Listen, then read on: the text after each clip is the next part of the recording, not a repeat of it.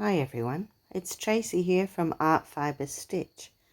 I've been looking at altering clothes lately and I've gotten these jeans. I've got these lovely torn holes in them with frayed edges, and I'm trying patching.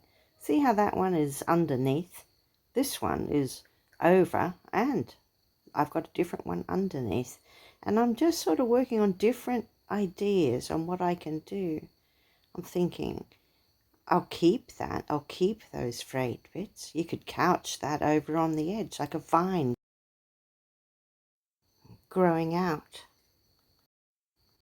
So you can see I've got a bit of a theme happening. I've got these lovely botanical kind of prints on the fabric. And in this one here, I'm trying something different. I'm trying to use my patch like a frame. And, you know, when I do put the patches on, mostly I'll be fraying the edges anyway. So this time I'm trying to fray the inside edge of this little cutout rectangle that I've done. You see? And I think that would work great. Now, where could we put it? Well, one thing leads to another. And you see, I already have something underneath all of those frayed bits in the jeans. And now I'm thinking, well, I could do both. I can have that one over the top. And maybe I can still have a bit of the fraying show and just frame it up as if it was a little artwork. So plenty of choices. And then I'm thinking, well, how can I attach it there whilst I'm getting it stitched down? I'm looking at some fusible web, which is like a webbing, a glue webbing, and you would iron it and then it would stay there, at least long enough for you to get your stitches in. So overall, I think it's looking pretty good. I'm going to enjoy this project. And I'll just give you a look at some of the ideas I've come up with so far.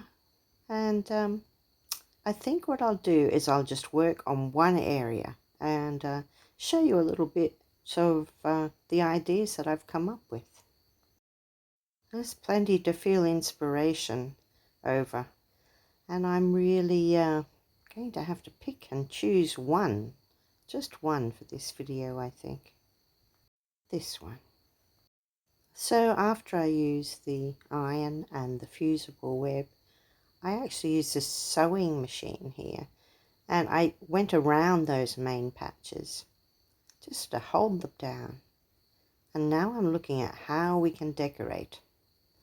What I'm looking at here is variegated threads, and this is a bit of a sari silk, kind of a yarn that they make from all of the leftovers.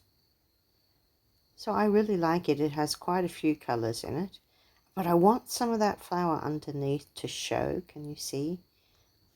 So although I like the ripped frayed jeans look, I'm going to have a little bit of it, and some other ones I'm going to do something with.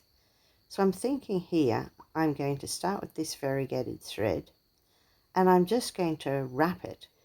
Do you know what a blanket stitch is? That's basically what I'm doing. It is the same thing. And I'm just keeping that the string that I started with underneath, and it'll just be sewn in after I've trapped it quite a few times underneath these stitches. And then I can just trim it off and keep going. And can you see I can have that loose, I can space them out, I can bunch them up. So this is like braiding or cording or wrapping. We're doing a lot of different things here, but really it's a blanket stitch. And then I can also attach it to the fabric. Can you see here how I started with a bunch of these frayed threads of the jeans, and now I'm joining in another bunch, and I just thought, well, wouldn't that be good? You could join some of them together for a small, area. You could do what you like there and then separate them. So it's totally up to you what you want to do, but I'm just trying to have it look a little bit more organic. So blanket stitch Very handy for appliquing, cord wrapping like I'm doing here, all kinds of things, couching. And see how I can pull it all up there and make them all close. Now look here, I bunched it all up, all of those threads like I was saying, and I've attached it in to the top there. Now see here, that's the pocket. I really don't want to stitch the pocket to anything, so I've pinned it out of my way. What I'm doing now is I'm just going to use just an ordinary cotton here, and I'm going to do a few little stitches, and what I'm wanting to do is hold the end of this sari silk yarn. See, and I'm couching. I don't want it to be perfectly straight, but I just sort of want it to be over there as a variation to what we're doing. There we are, it's stitched down, so we've got two. And like I say, I want more of this red flower to peek through. So as I'm sewing, stitching away, I'm thinking, what else do I want to do? Well, I am going to do a running stitch around that little bird patch, and I'm going around it there.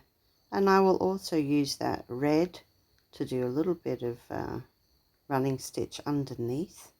And then I'm going to drag it over here, and I'm going to do some couching down. So I'm thinking, you know, we can do a lot of things. You could do plain stitches, you can do crosses, you could do that blanket stitch. You could maybe put in beads or ribbons, or, you know, as I said, start with one lump of threads there, and then join in another one, and then split it into three maybe. Just couch it down randomly so that you're going to get more of that design from behind show, but you're still getting that aesthetic of the ripped jeans look.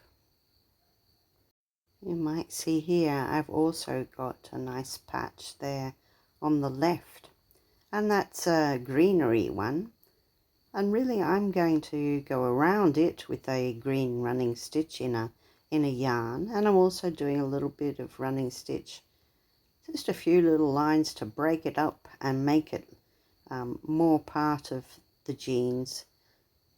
You'd be thinking that I'm stitching through into the back. We really don't want to stitch the front and the back together of the jeans. So I did place a plastic placemat in between. However you do stitch or attach, always remember to go through to the back when you've finished one and do a couple of stitches on top of each other to finish it off and knot it. I frayed the edges of the patches that are over the top so that you can see that it matches in, and when it has a few washes it'll be fluffy edged, you know, where I frayed the warp and the weft threads off, and that will fit right in with this look. So get creative and think of different ways that you could mend clothes or add your own little patches or the design ideas to make something truly yours and unique. As we're looking at some of these pictures now, you might pick up more detail of some of the things that I have done. I haven't been too tidy because that doesn't really fit with the aesthetic here. Well, I hope you found that fun, and it's given you ideas again for your own clothing. And don't forget to always look for your interesting scraps, the little tiny bits that I can use and reuse again and again. So that's it. I said we'd only do this one little area. We might revisit this project at a later stage, but we've been doing this kind of thing for a little while now. And next week I'm wanting to do some things with silk fibre. In fact, here's a glimpse of this fabulous bird's nest I've made. Okay, so I hope you've enjoyed watching. If you have, don't forget to like and subscribe, and I'll see you next time.